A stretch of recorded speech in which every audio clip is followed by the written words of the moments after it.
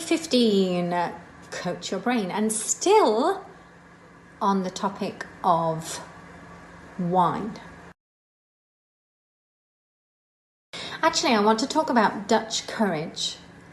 The courage to do something, and normally after drinking alcohol.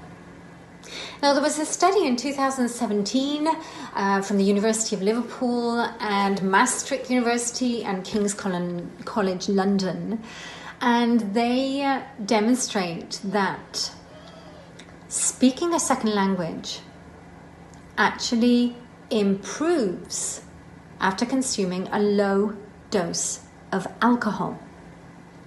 Now, we know that alcohol inhibits executive functions.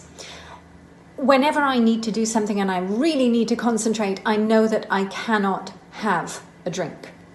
I can have one after I've done everything, but not if I need to get a lot done, if I need to focus, if I need to concentrate.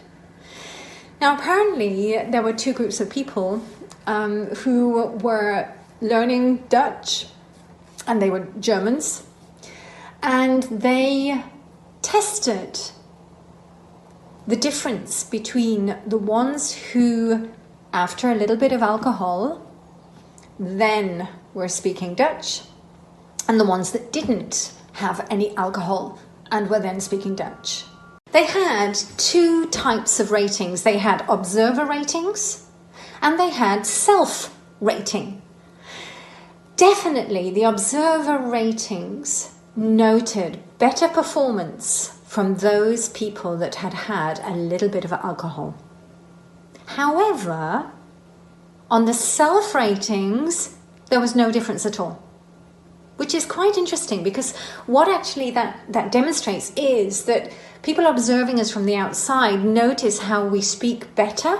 We get more, I would say, relaxed and fluid with the language. However, we ourselves don't seem to notice it.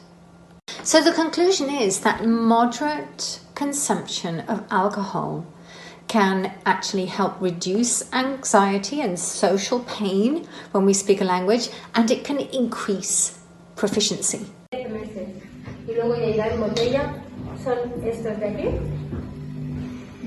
Después tenemos este blanco, no os digo nada más. Ahora vamos a hacer la cata de este de aquí, del rosado, el prior, que es un... Now let's just talk a little bit about the consumption of alcohol, because it really does affect the brain. And the first stages are euphoria. And I think that's when we are in the stage when we come into that ability to become more fluent with the language, where we become more relaxed. So that really is stage one.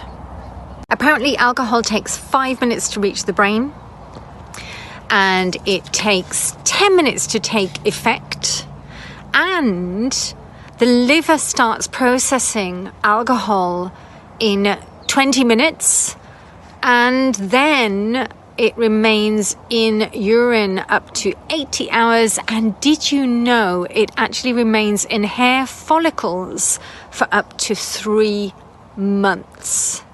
In that initial stage, we have the euphoria, we have that good feeling, we have the dopamine, we have minor impairment with memory and reasoning. But then the next stage is depression. Depression kicks in when we have a 0.05 blood alcohol content. At 0.09, we go to what is known as excitement. However, there we have serious impairment of executive functions, occipital lobe functions, parietal lobe functions. So that's when we start to come into being maybe in a much less controlled state, in a more, obviously, more dangerous state.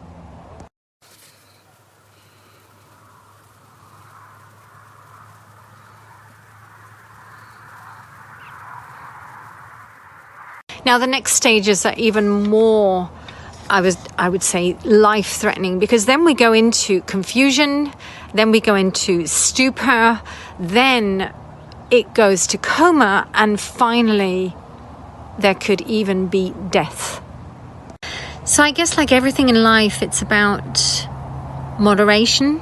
It's about really only consuming a little just to get to that dopamine stage, that first stage. And yesterday, the wine tasting made me think that it was about valuing those moments and really valuing that wine. And I've decided from now on, I'm only going to have a drink now and again, but make it really a special moment and really value what I'm drinking. So what about you? What do you think about having a glass of wine and speaking a language? Do you have any anecdote stories that you can tell us about having maybe a little glass of wine and you then becoming fluent and speaking without thinking?